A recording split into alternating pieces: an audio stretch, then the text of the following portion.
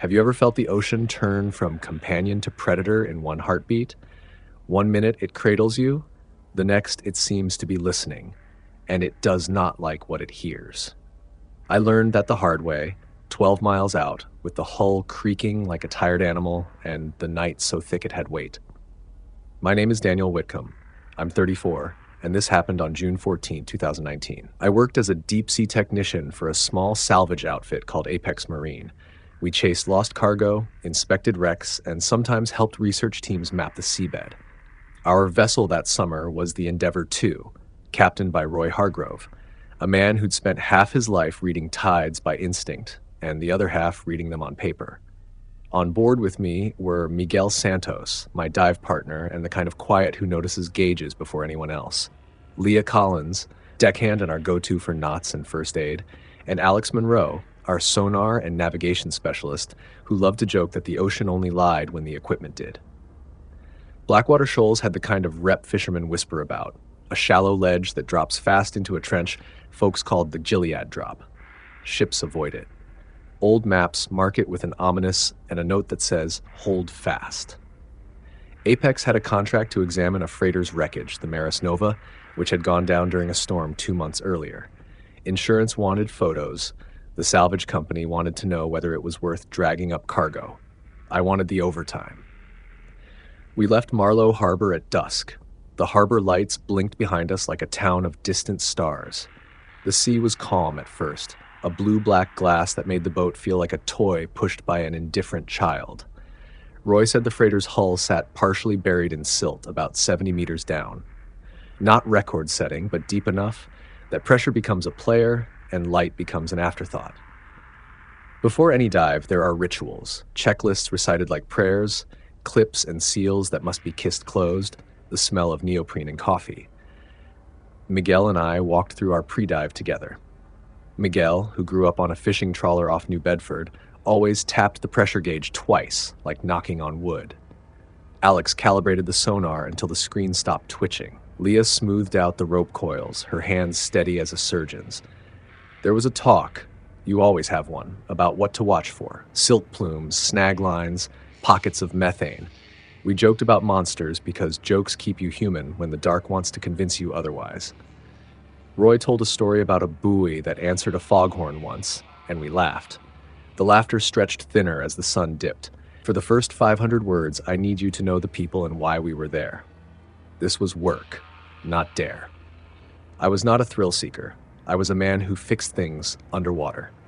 But I also carried a private ache. My father had been a fisherman who never returned from a solo trip when I was 9. The ocean was tied to grief, and that grief made me read currents like scripture. Miguel had a son at home. Leah had a neighbor who owed her money. Alex had a dog named Juno. Details that make people real and make loss mean something. That night, the sea took its time putting on a show. The sky emptied of color. Even the moon chose to stay hidden. We reached Blackwater Shoals under stars that felt like pinpricks and slowed to drift above the coordinates. Alex turned on the floodlights and the sonar hummed, mapping shapes with patient geometry. The Maris Nova appeared on screen like a sleeping leviathan, long, twisted, half collapsed. The plan was simple: 2 dives, photographs, and a return. Simple keeps you alive. We geared up. The descent line ran from the surface cage down into a gray world. As Miguel and I clipped on and slid over the rail, the air tasted metallic. The Endeavour II receded above, a luminous coin, until we were alone with water and weight. The first 30 meters are always the same. The body negotiates pressure and the ears pop, the light bleeds away, and familiar sounds thin to a memory. Then you hit the place where the ocean becomes its own sky. At 50 meters, the world rearranges itself. Thermoclines carry heat like curtains. Bioluminescent plankton sift past like distant fireflies when you kick. Miguel signaled calm. I remember thinking of my father's hands and how steady they were in old photographs. We moved toward the silhouette of the wreck. Everything changed at 60 meters. Alex's sonar picked up a series of angular echoes near the bow, consistent with the freighter's superstructure. But behind it, deeper, something larger and irregular. Not metal, not geological. The screen showed a shadow that wasn't on any chart. "Keep it tight," Miguel signed, but there was a tremor in his fingers. He points to my camera and then to the hatch where the Maris Nova's name had been rubbed away by time and salt. The visibility was down to a few meters. Silt clung to our lights like clouds. I could see my breath fog in the mask, rhythmic and oddly loud. We approached the bow. I clipped to a stout piece of rebar and began taking photos. The hull groaned with its own slow language, and then, through the hydrophone, we heard it. A low, unsteady sound like a whale's cry, but wrong. Layered, as if several voices were harmonizing under the water. Miguel's body stiffened. The sound seemed to move with us, keeping a measure of distance, never closing, never retreating. I signaled to Alex on the surface. His light pulse answered. He flicked the sonar frequency, then frowned and adjusted again. On the screen, that shadow began to shift. We were professionals. Alarms exist to keep panic at bay. But the sea has ways of making a profession feel foolish. My chest tightened. The instruments registered a faint, rapid fluctuation in pressure, localized, not environmental, as if something large moved past a pocket of water and left a wake that the gauges could not name. Miguel gripped the rebar until his knuckles blanched. Then the lights went out. Underwater, lights are the last defense. In an instant, the world peeled back to a near blackness thicker than night. The emergency lamps flickered like dying stars. The hydrophone's low song became a chorus of clicks and pulses that I could feel more than hear.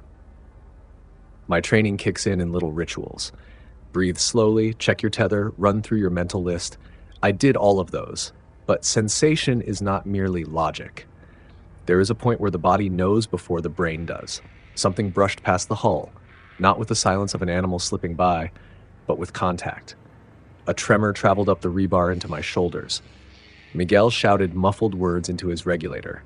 I couldn't make them out. Light returned in a cone from my headlamp, and through it I saw a shape move along the pickled metal, a sweep of texture that was not coral, not rope, not any debris I've cataloged in years of dives. It rippled like fabric, but had the density of muscle and the opacity of wet stone. I won't pretend I saw a monster with teeth or eyes in the way movies show.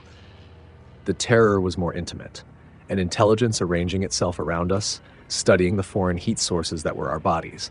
The shape curved and scaled along the wreck as if it knew the ship's map better than we did. It passed within arm's reach, and the water temperature dropped like a closed door slamming. My hand found Miguel's arm. He shoved my light toward the motion, and then, as if some switch had been flipped, both our lamps focused, and the creature, if I may call it that, reacted. It retracted into the silt like a living shadow and produced a blast of particulate that snowed into our faces. My regulator scraped grit. I coughed and crushed the urge to surface. Miguel's hand went slack for a second before he tightened his grip. On the surface, Alex was shouting into the radio.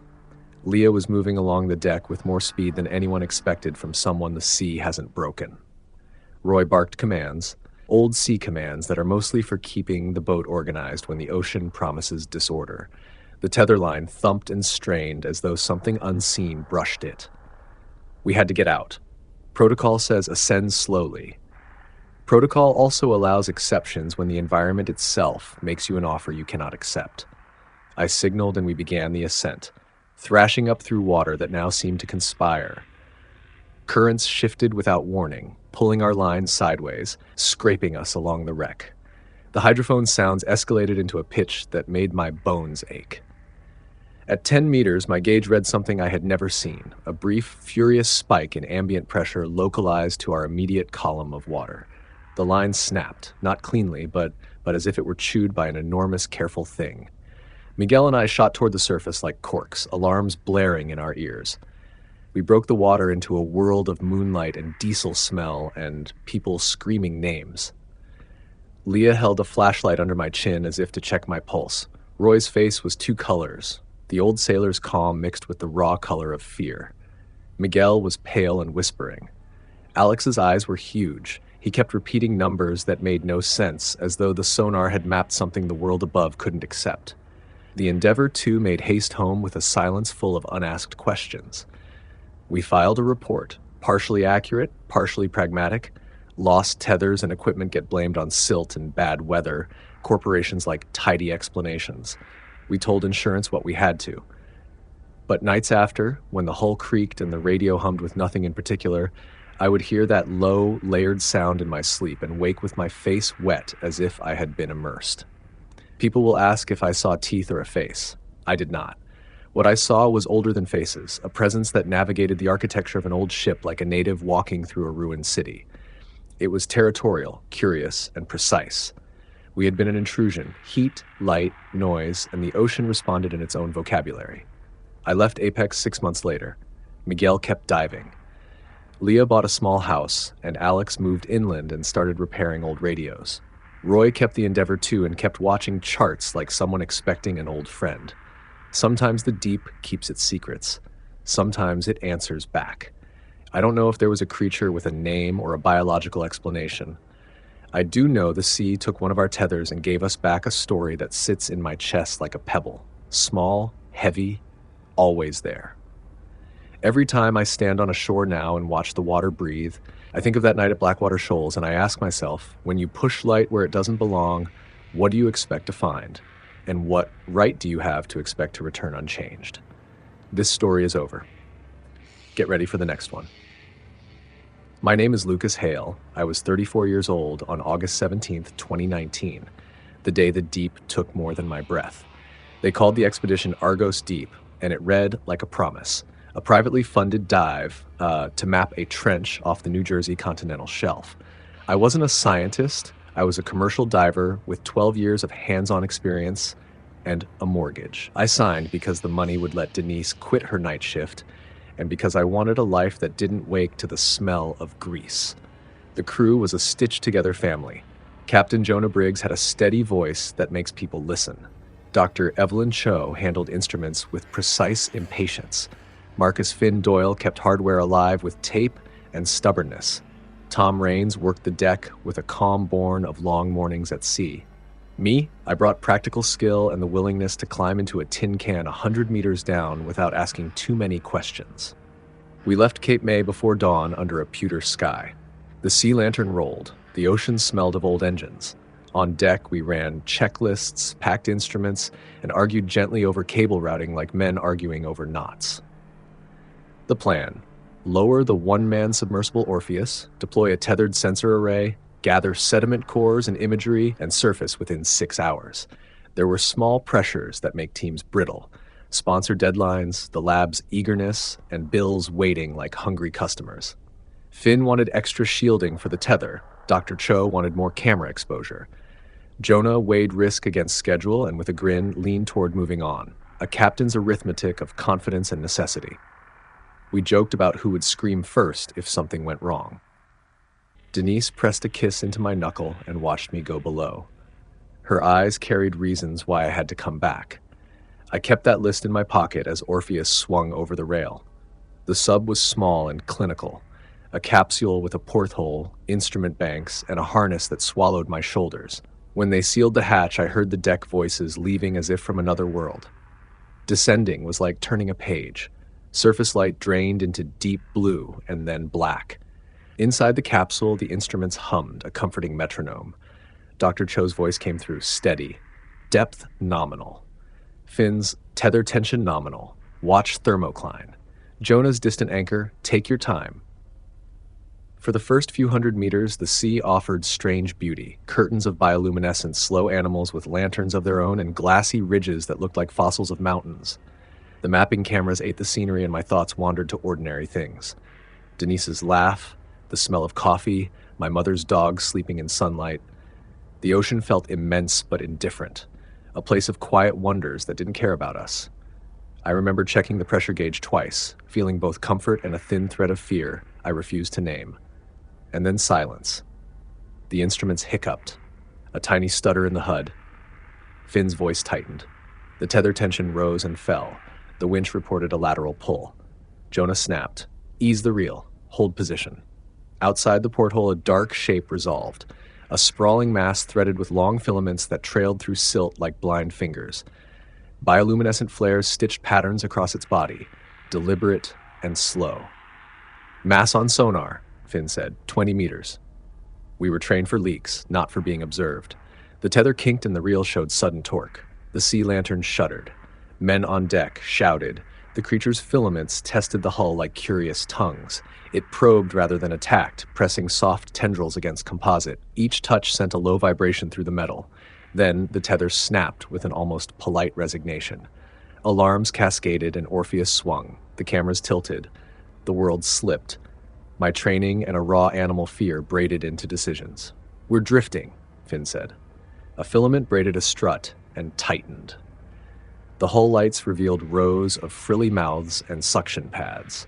The creature emitted a low tone that felt like pressure in bone. The outer hatch, sealed at depth, had a latch that stuck open. Protocol said do not open, but the latch and the moment conspired. I cracked the hatch, and cold water poured in, thick with silt. Filaments brushed the suit and then found purchase. The sea's touch was investigative, mapping seams and joints. On deck, men fought the winch. Finn rerouted power. Dr. Cho shouted statuses like prayers. I slipped a knife between a filament and a joint and cut. The creature recoiled. For a breath, the water cleared and hope rose. But another filament lashed the sampling arm. A camera splintered under tissue and silt. Power rerouted to life support. Lights dimmed. Options narrowed. Burn thrusters and risk torsion, attempt emergency ascent, or negotiate with the winch. We chose stubbornness. Jonah ordered the winch to haul, while I fired the bow thrusters to stabilize pitch. The sea lanterns strained, metal groaned. Inch by inch we climbed. The creature resisted, coiling filaments into knots that fought the line. The reel groaned, men on deck heaved. The organism resisted, but stubbornness and machine will won a margin. The filaments eased as if deciding the curiosity had been satisfied. When Orpheus cleared the trench's rim, the sea exhaled. The filaments slipped back into silt with reluctant grace.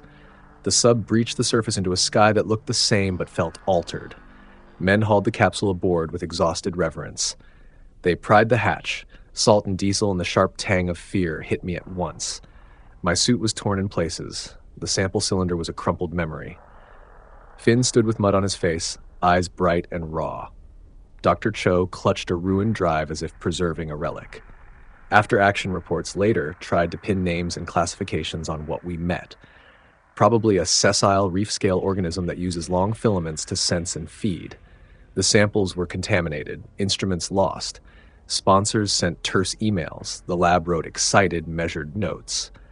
The narrative became a mix of scientific curiosity and corporate caution. What reports could not capture were small human remnants. Denise's hands around my knuckles at the hospital cot, the texture of damp fabric against skin, the nights when phantom filaments brushed my face. I walked differently for a while. People asked if I regretted it. The answer lived in two halves. Yes, because the ocean took something tender from me. And no, because what we learned mattered, and because living fully sometimes means pushing at rules that assume we won't press. We told the story in bars with the caution of witnesses. Details softened like rope in water, but the core stayed. Curiosity met consequence, and we nearly lost more than our instruments. I went home wiser. Denise smiled in a way that suggested small, brave forgiveness. I kept the images in a quiet place. A filament's brush, the way the deck smelled, the taut note of a broken tether. The ocean still calls, but I listen with different ears. This story is over. Get ready for the next one. My name is Evan Calloway, I'm 34, and on August 17th, 2019, I fell silent inside a noise so big the ocean seemed to swallow my name. Have you ever felt a place look back at you? That night, something in the deep did. I tell this as a storyteller and a survivor because to tell it any other way would be cowardly. I grew up inland, Ohio cornfields, the kind of small town where the harbor is a rumor. The sea wasn't family to me. It was a dare. But by 2019, I had built a life around dares, commercial salvage, deep water inspections, and a reputation for taking the dives that made others hesitate. People called me steady. My circle was small but sharp. Captain Lucas Trent, a blunt-ruled man from Cape Cod with a voice that cut through fog, Naomi Voss, the marine biologist whose hands were steadier than mine when she was cataloging a specimen, and Riley Shaw, a young deckhand who never stopped asking how things worked. We all had reasons to be there: money, curiosity, and, for some of us, the slow ache that comes from needing to prove you still belong to the world. Why were we there? Simple job sheet. An ROV, remotely operated vehicle, had spotted an anomaly on the seafloor near the Blackfin Trench off the coast of Northern California. an area nicknamed Greywater Alley by fishermen because the currents threw up all sorts of things. An old freighter had gone down there in the 1950s, and local lore insisted the currents buried small wrecks like hidden teeth. A research team wanted footage and samples. A tech company wanted to test its new submersible's pressure hull. And we wanted the paycheck and the story. Where exactly? The drop was scheduled from the research vessel Meridian, anchored 30 nautical miles from shore. The trench itself dives to places where sunlight is only a rumor and pressure becomes a physical god. I had been on deep drops before, but nothing had prepared me for Blackfin's silence. When I say deep, I don't mean a few hundred feet. I mean 2,000 meters, places where the map is a black barbecue of unknowns and sonar pings are the only polite language. When it happened, the operation started the morning of August 17, 2019. We launched the submersible in fog and drizzle, long cables snaking like veins into the sea. The text joked. Naomi took notes. Riley tried to convince me to wear his lucky hat. I remember the briny smell, the hum of generators, the smallness of human voices against the ocean's appetite. How it happened is trickier to condense. It wasn't one sudden moment of disaster in the Hollywood sense. It was a slow assembling of small things that crossed some invisible line. The ROV descended, lights pinpricking the black, and the cameras fed back shapes, sediment plumes, a field of anemone-like growths. Then the wreck, an old hull, skeletal and yawning. The sub hovered. Naomi leaned forward, whisper precision in her voice, because she saw something in the wreck's shadow, a dark cavity, like a mouth. We were there to coax secrets out of cavities. The sea had always been a merchant of secrets. Before the main drop, I should tell you about what everyone carried inside them that night. Lucas carried an old regret, an engine failure in his 30s that cost him a friend. Naomi, whose harried laugh belied a tenderness for creatures most people pretend don't exist, was in search of a specimen that might change a paper she'd been chasing for years. Riley wanted to prove he'd handle rough weather without flinching. Me? I wanted my fear filed down to something I could hold when I slept. There's a peculiar hubris in men who keep descending into darkness. We bring our light and think it will be enough. Plot-wise, the night had a rhythm like a good story.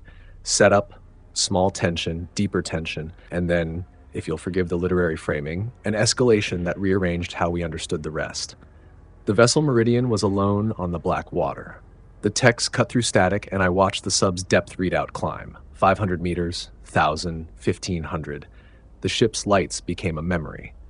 In those hours, our dialogue narrowed to the pragmatic. Settings, tether tension, oxygen readouts for the pilot inside the manned capsule. We joked about sea monsters.